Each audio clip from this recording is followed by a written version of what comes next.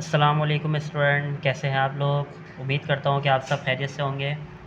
आज हम last time जिस तरीके से हमने कार्नोट इंजन को डिस्कस किया था और उसमें हमने पढ़ा था कि कार्नोट इंजन क्या होता है और उसकी डेरिवेशन की थी एफिशिएंसी की। आज हम कार्नोट इंजन का कुछ ऑपरेशंस को पढ़ेंगे। इस ऑपरेशन ऑफ कार्नोट इंजन को कार्नोट साइकिल भी नाम दिया जाता है।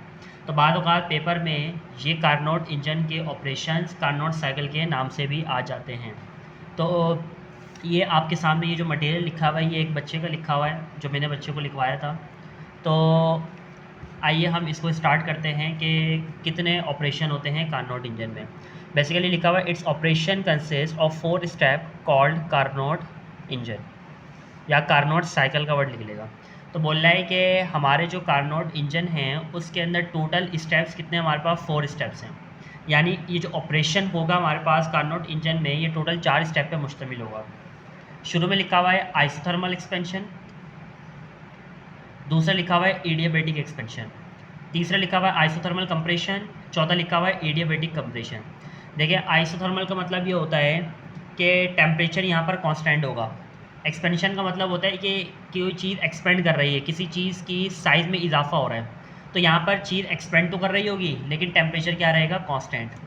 एडियाबैटिक एक्सपेंशन का मतलब ये होता है कि आपने सिस्टम को इंसुलेटर में रखा हुआ है। जब आप सिस्टम को इंसुलेटर में रखते हैं तो फिर ना तो हीट सिस्टम के अंदर आ सकती है ना सिस्टम से बाहर आ सकती है। तो ये जो एक्सपेंशन है ये एडियाबैटिक एक्सपेंशन है। तीसरा जो हमारे पास होगा वो आइसोथर्मल कंप्रेशन होगा। देखिए जैसे कि आपको नज़र आ रहा है आइसोथर्मल एक्सपेंशन और ये आइसोथर्मल कंप्रेशन। आइसोथर्मल कंप्रेशन में दोबारा वही चीज़, अब चीज़ को हमने कंप्रेस करना है। यानी या पहले स्टेप में चीज़ होगी एक्सपेंड। एक्सपेंशन का मतलब ये है कि चीज़ के वॉल्यूम में इजाफा होगा, चीज़ मतलब सिस्टम के वॉल्यूम में इजाफा होगा। आइसोथर्मल कंप्रेशन में ये होगा कि अगर मैं चीज़ को सिस्टम को कंप्रेस कर दूंगा तो टेम्परेचर क्या रहना चाहिए, कांस्टेंट। चौथा है एडियाबैटिक कंप्रेशन, कि चीज़ को कंप्रेस तो कर रहा हूँ, ना तो हीट अब बाहर जा सकती है ना तो अंदर आ सकती है। आइए इसको पहले हम डायग्राम में समझते हैं। तो ये आपके सामने मैंने ड्रॉ किया है कार्नोट साइकिल। देखिए हमारे पास एक सिस्टम मौजूद है। अभी ये सिस्टम फर्स्ट कर लेते हैं इंसुलेटर में रखा हुआ है, यानी ना तो चीज़ आपकी ना तो एनर्जी बाहर जा सकती है ना तो अंदर आ सकती है, तो हीट ना तो इन होगी ना आउट होगी। अब फ़र्ज़ कर लेते हैं कि सिस्टम के ये इंसुलेटर को हम हटाते हैं और ये ऊपर से प्रेशर अप्लाई हो रहा है पिस्टन पर। 3 ब्लॉक रखे हुए हैं, अंदर का वॉल्यूम ए है, टेम्परेचर T1 है।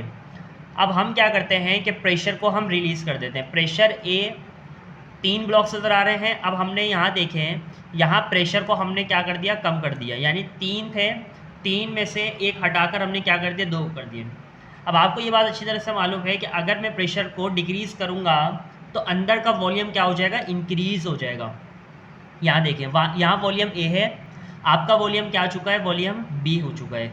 यहाँ से यहाँ तक पहुँचने में यहाँ पर जो हमारे पास ऑपरेशन का पार्ट हो रहा है वो है आइसोथर्मल एक्सपेंशन, यानी चीज़ एक्सपेंड कर रही है। अब आप खुद देखें पिस्टन यहाँ पर इस पोजीशन पे है लेकिन पिस्टन यहाँ पर ऊपर जा चुका है। इसका मतलब प्रेशर को डिक्रीज़ किया, वॉल्यूम हमारे पास इंक्रीज़ हो चुका है। यहाँ वॉल्यूम ए है, ये चेंज होकर किस में कन्वर्ट हो चुका है, वॉल्यूम बी में।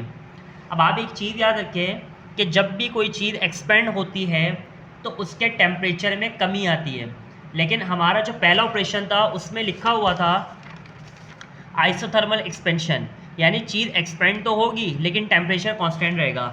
अब मैं इसके टेम्परेचर को कैसे कांस्टेंट रखूँगा, मैं इसको हीट सोर्स से कंटिन्यूसली हीट क्या करते रहूँगा, सप्लाई, ताकि अंदर का टेम्परेचर क्या रहे, कांस्टेंट।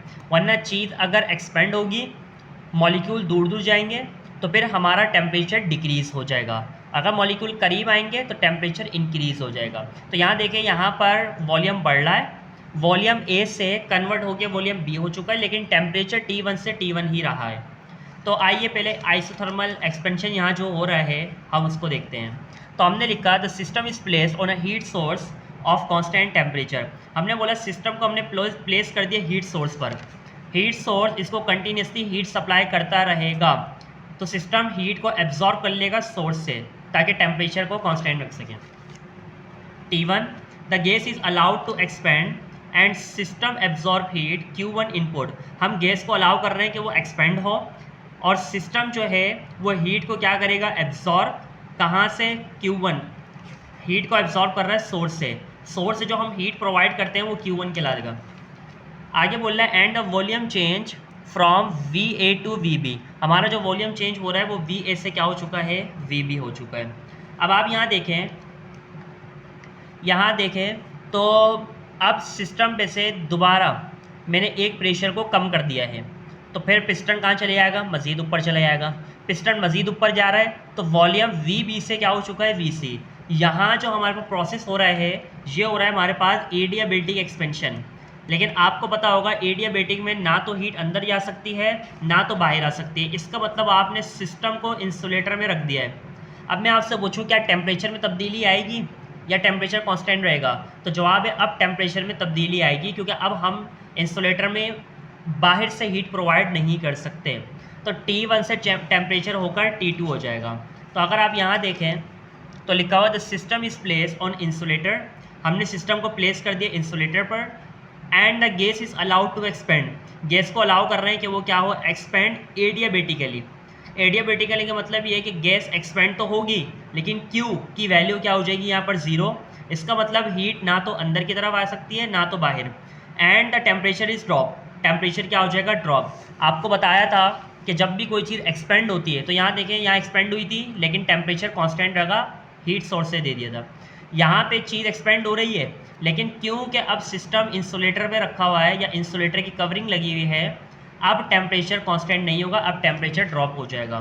तो यहाँ पे बोल रहा है टेम्परेचर ड्रॉप हो गया, T2 हो गया है, और वॉल्यूम तो चेंज हो रहा है, VB से क्या हो चुका है, VC। अब मैं क्या कर रहा हूँ, ऊपर से प्रेशर अब मैंने इंक्रीज़ कर दिया। तो यहाँ देखिए यहाँ एक थे, जब मैं इस डायग्राम से इस डायग्राम पे गया तो मैंने प्रेशर को इंक्रीज़ कर दिया। तो जवाब है कि जब प्रेशर को इंक्रीज़ करेंगे तो वॉल्यूम अंदर का डिक्रीज़ हो जाएगा। तो वॉल्यूम डिक्रीज़ हो गया। यहाँ देखें यहाँ 2 ब्लॉक थे, यहाँ एक था, तो एक बढ़ाया यहाँ पे, तो फिर आपका ये जो पिस्टन है ये कहाँ की तरफ आ गया, नीचे की तरफ आ गया। तो वॉल्यूम VC से क्या हो चुका है, VD। देखिए वॉल्यूम चेंज आ रहा है। तो टेम्परेचर T2 था, T2 ही रहा। याद रखिएगा जब कोई चीज़ कंप्रेस होती है, क्या मतलब कि यहाँ पर पिस्टन नीचे आया तो वॉल्यूम कम हो गया। जब कोई चीज़ कंप्रेस होती है तो उसका टेम्परेचर बढ़ जाता है, और जब कोई चीज़ एक्सपेंड होती है तो टेम्परेचर ड्रॉप हो जाता है। तो यहाँ पर टेम्परेचर बढ़ रहा होगा। अब मैंने बोला है कि टेम्परेचर को कांस्टेंट रखना है, क्योंकि यहाँ पर जो अब प्रोसेस होने जा रहा है वो तीसरा प्रोसेस आइसोथर्मल कंप्रेशन। आइसोथर्मल का मतलब टेम्परेचर को कांस्टेंट रखना है और चीज़ कंप्रेस हो रही होगी। तो यहाँ इस डायग्राम में देखिए यहाँ पे आइसोथर्मल कंप्रेशन होगा, यानी T2 ही रहेगा। यहाँ जो टेम्परेचर था यहाँ पर भी वही रहेगा। तो अब कैसे मैं टेम्परेचर को कांस्टेंट रखूँगा, अपने सिस्टम को हीट सिंक पर रखकर। सिंक वो डिवाइस होगी, या इंजन का आपने सुना होगा इंजन के 3 पार्ट्स होते हैं, सोर्स, सिंक और वर्किंग सब्सटेंस। तो सिंक आपका समझ लिया वो पार्ट है जो कि हीट को क्या कर लेगा, एब्जॉर्ब कर लेगा। क्या मतलब, सिस्टम में जितनी हीट एक्स्ट्रा बनेगी या टेम्परेचर में जितना इजाफा होगा वो सिंक पर जाकर क्या हो जाएगा, रिजेक्ट हो जाएगा। तो यहाँ देखिए आइसोथर्मल कंप्रेशन में क्या कह रहा है, now the system is placed on heat sink. System को किसने प्लेस कर दिया, हीट सिंक पे, नजर आ रहा है। कोल्ड बॉडी, सिंक का टेम्परेचर कोल्ड होता है। And the gas is compress, gas को क्या कर रहे हैं, compress. Due to this the temperature raise, जब गैस कंप्रेस होगी तो टेम्परेचर बढ़ जाएगा। To keep the temperature constant, अगर आपने टेम्परेचर को कांस्टेंट रखना है, क्योंकि आपके पास हेडिंग बता रही है कि आइसोथर्मल कंप्रेशन है, टेम्परेचर कांस्टेंट, तो बोल रहा है the heat Q2 is rejected towards the heat sink. तो जितनी भी हीट एक्स्ट्रा होगी वो हीट सिंक पे जाके क्या हो जाएगी, reject. And the volume change from VC to VD, volume में चेंज तो आ रहा है, VC से क्या हो चुका है, VD। इन शॉर्ट अगर ये पूरा साइकिल चलेगा तो वॉल्यूम में तो चेंज लाजमी तौर पर आएगा, और वॉल्यूम चेंज उस वक्त आएगा जब मैं प्रेशर को या तो इंक्रीज़ करूँगा या तो डिक्रीज़ करूँगा। अब आप यहाँ देखें लास्ट है आपके पास है एडियाबैटिक कंप्रेशन। कंप्रेशन का मतलब मज़ीद कंप्रेस कर दूंगा, इसका मतलब यहाँ 2 थे, एक और बढ़ा दूंगा तो कितने हो जाएंगे, 3। और एडियाबैटिक है, ना तो हीट बाहर आ सकती है ना तो अंदर जा सकती है। अब आप यहाँ देखें मैंने एक और बढ़ाया तो सिस्टम ने दोबारा जहाँ से स्टार्ट किया था दोबारा वही पोजीशन अटेंड कर ली। तो यहाँ 2 थे, यहाँ क्या हो चुके हैं, 3। टेम्परेचर T2 था, दोबारा T2 से क्या हो चुका है, T1। क्या मतलब कि जहाँ से स्टार्ट किया था सिस्टम दोबारा वहीं पर आ चुका है। और क्योंकि एडियाबैटिक कंप्रेशन है तो एडियाबेटिक में सिस्टम को हमने रखना होता है इंसुलेटर पे। तो इंसुलेटर में क्या होगा कि सिस्टम के टेम्परेचर में इजाफा होगा। तो यहाँ देखें, यहाँ 2 थे, एक और बढ़ा दूंगा, पिस्टन नीचे की तरफ आएगा, पिस्टन नीचे की तरफ आएगा, टेम्परेचर में इजाफा होगा। अब मैं यहाँ टेम्परेचर को रिमूव नहीं कर सकता हूँ, मैं इसकी हीट को रिमूव नहीं कर सकता हूँ। क्यों? क्योंकि प्रोसेस हो रहा है एडियाबेटिक कंप्रेशन सिस्टम इंसुलेटर में। तो बोल रहा है now the system is again in an insulator, system को दोबारा इंसुलेटर में रख दिया, and gas is compressed, gas क्या हो रही है? कंप्रेस, प्रेशर में इजाफा हो रहा है। Adiabatically Q is equal to 0, adiabatically हो रहा है Q की वैल्यू क्या होगी? 0। The temperature raise to T1, temperature में क्या हो रहा है? इजाफा। जब चीज़ कंप्रेस होती है टेम्परेचर में इजाफा हो गया, और सिस्टम ने दोबारा कौन सी पोजीशन अटैम्प्ट कर ली है? Original state. The volume change from VD to VA, क्या मतलब? जहाँ से स्टार्ट किया था सिस्टम दोबारा वहीं पर आ चुका है। तो ये है आपके सामने कार्नोट साइकिल। अगर आप ये डायग्राम और ये लिख कर आते हैं तरीके से तो इंशाल्लाह आपको पूरे मार्क्स मिल सकते हैं। तो इसको ओवरव्यू कर लेते हैं कि सिस्टम पहले इंसुलेटर में था, हमने सिस्टम के ऊपर जो ये प्रेशर लग रहा था इसको एक को कम किया, वॉल्यूम में इजाफा हो गया, पिस्टन ऊपर चला गया। देखिए वॉल्यूम बढ़ता है, टेम्परेचर ड्रॉप होता है, लेकिन हमने सिस्टम को हीट सोर्स पे रखा हुआ था पहले पार्ट में, तो टेम्परेचर में जितना कमी आई थी वो उसको मिल गया, तो टेम्परेचर कांस्टेंट था। फिर हमने हीट सोर्स से इसको इंसुलेटर में रखा, दूसरा स्टेप बता रहा हूँ। तो दूसरे में क्या हो रहा है कि इंसुलेटर में अब ना तो हीट अंदर जा सकती है ना बाहर आ सकती है, इसका मतलब टेम्परेचर कम होगा। कांस्टेंट यहाँ पे था लेकिन यहाँ पे कांस्टेंट नहीं रहेगा, वॉल्यूम VB से BC। फिर हमने इंसुलेटर कवरिंग हटाकर सिस्टम को हीट सिंक पे रखा और हमने प्रेशर को इंक्रीज़ कर दिया। तो ये 2 प्रोसेस जो अब होंगे वो कंप्रेशन वाले होंगे। वॉल्यूम में चेंज आ रहा है, VC से VD हो गया, हालांकि वॉल्यूम कम हो गया। टेम्परेचर T2 से T2 ही रहा क्योंकि हमने सिस्टम को हीट सिंक पे रखा हुआ। सोर्स ने हीट प्रोवाइड की थी ताकि टेम्परेचर कांस्टेंट रहे, सिंक ने टेम्परेचर जो है हीट जो है वो रिजेक्ट करवा दी ताकि टेम्परेचर यहाँ पर कांस्टेंट रहे। फिर हमने हीट सिंक से दोबारा सिस्टम को इंसुलेटर में रखा, तो इंसुलेटर में रखने के बाद हमने प्रेशर को मज़ीद इंक्रीज़ किया। तो हमने देखा कि जहाँ से स्टार्ट किया था आपका सिस्टम दोबारा उसी पोजीशन में आ चुका है।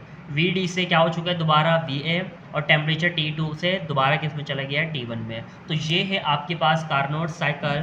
तो कार्नोट साइकिल अगर पेपर में लिखने को आए तो आपने ये पूरा लिखना है और उसके बाद आपने ये 4 हेडिंग्स मेंशन कर देंगे साफ सुथरी, तो इंशाल्लाह आपको फुल मार्क्स मिल जाएंगे। तो आज के लिए हम यहीं तक रखते हैं, इंशाल्लाह नेक्स्ट क्लास से मुलाकात होगी, तब तक के लिए अल्लाह हाफिज़।